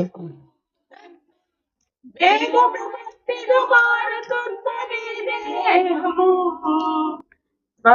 వాడిపోవుచున్నది ఆయు వేగమే మట్టిగా మారుతున్నది దేహము త్వరగా వాడిపోవుచున్నది ఆయు తెలుసుకో సోదరా బ్రతుకుట క్రీస్తు చావుట మేలని తెలుసుకోని సోదరా బ్రతుకుట క్రీస్తు చావుట మేలని సమయము లేదు గడిచిన కాలం రాదు సమయము లేదు గడిచిన కాలం రాదు. ప్రార్థన చేసుకున్న ప్రియులరా, పరిశుద్ధుల ప్రేమ గల తండ్రి, మీ పరిశుద్ధమైన అతి శ్రేష్టమైన నామానికి కృతజ్ఞత స్తుతులు స్తోత్రాలు తండ్రి. ఇంతవరకు ప్రభునైనా మీరు మాకిచ్చిన ప్రభునైనా సమయంలో ప్రభునైనా తండ్రి, ఇంతవరకు మీ కుమార్తె అయిన తండ్రి ప్రవక్తి అయిన అన్న గురించి ఆయన మేము నేర్చుకున్నాం ప్రభు. తండ్రి దీర్ఘకాలికం దీర్ఘకాలం తండ్రి అయినా మీతో గడపడానికి తండ్రి బిడ్డను తీసుకున్న నిర్ణయాలను బట్టి మీకు వందనాలు. ఈరోజు తండ్రి ఆ తల్లిగారి యొక్క జీవితం మేము చూసినప్పుడు తండ్రి మా జీవితాలు ఎలా ఉన్నాయో ఆయన పక్కన పెట్టుకుంటే తండ్రి అయినా మా జీవితాలు తండ్రి మరి ఒకవేళ మీకు నచ్చినగా ఉండుంటే తండ్రి అయినా ఒకసారి మేము సరిదిద్దుకోవడానికి మాకు సమయాన్ని ఇచ్చారు, మీకు వందనాలు తండ్రి. ఇచ్చిన అవకాశాన్ని బట్టి మీకు కృతజ్ఞతాస్తుతులు తండ్రి. ఈ లోకాన్ని తండ్రి ఖాళీ చేసి అనేక మంది వెళ్ళిపోయారు ప్రభు. కానీ ఇంకా తండ్రి నాయన మాకు మీరు ఆయుష్ని ఇచ్చారు తండ్రి, ఆరోగ్యాన్ని ఇచ్చారు, బలాన్ని శక్తిని ఇచ్చారు. మరి ముఖ్యంగా తండ్రి మమ్మల్ని మార్చుకునే అవకాశాన్ని అనే సమయాన్ని ఇచ్చారు తండ్రి, మీకు వందనాలు. ఇంత గొప్ప ధన్యత మీరు ఇచ్చారు ప్రభు నాయన, మాకు కృతజ్ఞతాస్తుతులు తండ్రి. వాక్యమైన ప్రతి బిడ్డలోని గదిలో తండ్రి నాయన నీ యొక్క మాటలు ఫలించలాగానే సహాయం దయచేయండి తండ్రి నాయన. మరి ఏ మాట కూడా తండ్రి దృష్టి ఎత్తుకుపోకుండా కాపాడుకుని వాడిని తరిమి కొట్టగలిగే శక్తి సామర్థ్యాలు మాకు దయచేయండి. అలాగే తండ్రి ఇవ్వబడిన సమయం తండ్రి సద్వినియోగం చేసుకుంటూ మంచి నిర్ణయాలు తీసుకుంటూ కృప చూపించండి తండ్రి. ఈ లోకంలో తండ్రి వృధాగా గడుపుతున్న నిమిషాలు క్షణాలు ఎన్నో ఈ భూమి మీద మేము బ్రతికేస్తాం ప్రభు. ఎంతో సమయం ఎంతో ఆయుష్కాలం మేము తండ్రి వృధాగా పానించుకున్నాం తండ్రి, మిమ్మల్ని తెలుసుకోలేకపోయాం. ఎప్పటికైనా తెలుసుకున్నామేమో తండ్రి మీకోసం ఉన్నతంగా బ్రతకడానికి తండ్రి మీరు ఇచ్చిన సమయం వృధాగా పోలేదని మీ చేతనే మేము అనిపించుకుంటూ సహాయం దయచేయండి తండ్రి. అటువంటి విధంగా తండ్రి చేరువచ్చిన ప్రతి బిడ్డను మీరు దీవించి ఆశ్రయించమని తండ్రి. మా హృదయాలు మీ యొక్క వాక్యం 30 60 100 ఫలింపజేయండి తండ్రి. ఈ యొక్క వాక్యమైన ప్రతి బిడ్డని మీరు దీవించి ఆశ్రయించండి ప్రభు. చేరువచ్చిన ప్రతి కుటుంబాన్ని మీరు దీవించండి. వారికి ఉన్న అవసరాలు తండ్రి, అక్కర్లు, ఆరోగ్యాలు తండ్రి ఆయన సమస్తాన్ని తండ్రి మీ చేతులుగా అప్పగించుకుంటున్నాం తండ్రి. మీరే మరి బిడ్డలు నడిపించండి. ఎవరికి ఏ అవసరం ఉందండి ప్రతి అవసరాలు తండ్రి మీ మహిమైశ్వర్యంలో తీరుస్తారని నమ్ముతున్నాం తండ్రి. ఆ తండ్రి కూడిని ఏర్పాటు చేసిన కుటుంబాన్ని బట్టి మీకు వందనాలు. బిడ్డలు దీవించండి. కుటుంబంలో అవసరాలు తండ్రి అయినా అక్కడగా కొదువుగా ఏమున్నాయి మీకు సమస్తం తెలుసు తండ్రి. మా తల్లి గారి జ్ఞానం ఆరోగ్యం ఉండి తండ్రి అయినా మరి చేస్తున్న తండ్రి వ్యాపారాన్ని మీరు దీవించండి. ఆయన యజమానికి తండ్రి మారు మనసును దయచేయండి. బిడ్డకు ప్రభుని కృపలు బలపరచండి తండ్రి. మరి బిడ్డలిద్దరు ప్రభునైనా మీ జ్ఞానం అందును తండ్రి, మీ బుద్ధి అందును ప్రతి విషయం ఉందండి. మరి ఎదుగుటకు తండ్రి వర్ధిల్లుటకు సహాయం తెచ్చమని తండ్రి సహోదరికి ప్రభు. అటువంటి జ్ఞానాన్ని ఇచ్చినట్టు మీకు వందనాలు. మరి అక్క వాళ్ళని దీవించండి. మరి చేరువచ్చిన ప్రతి బిడ్డను పేరు చెప్పిన దీవించండి ప్రభు. మరి అన్ని విషయాలు మీరే మహిమ ఘనత ప్రభావాలు పొందుకోమని తండ్రి. సహాయాన్ని బట్టి మీకు స్తుతులు చెల్లించుంటూ మరొకసారి మేము అందరి విధంగా కలుసుకుని మీ మాటలో ధ్యానించి పర్యంతం మీ మహాకృప మాకు అందరికీ తోడుగా ఉంచి మీరే నడిపించమని సమస్త మహిమ ఘనత ప్రభావాలు మీకు చెల్లించుకుంటూ యేసుక్రీస్తు ప్రభు అతి శ్రేష్టమైన నామం పేరిట ఈ ప్రార్థన మనలో అడిగి వేడుకుంటున్నాం మా కన్న తండ్రి. ఆమేన్. మన తండ్రి అయిన దేవుని ప్రేమ, కుమారుడును మా ప్రభు అయిన యేసుక్రీస్తు వారి శాశ్వతమైన కృప, పరిశుద్ధాత్మ దేవుని యొక్క అన్యోన్య సహవాసం మనకును మన వలె అలాగే భక్తుల వలె ఎంతమంది అయితే ఈ లోకంలో జీవిస్తున్నారో వారందరికీ సదాకాలము తోడయుండి ఆదరణకర్త ఆదరించి నడిపించునుగాక. ఆమేన్. ఆమేన్. అందరికీ వందనాలమ్మా.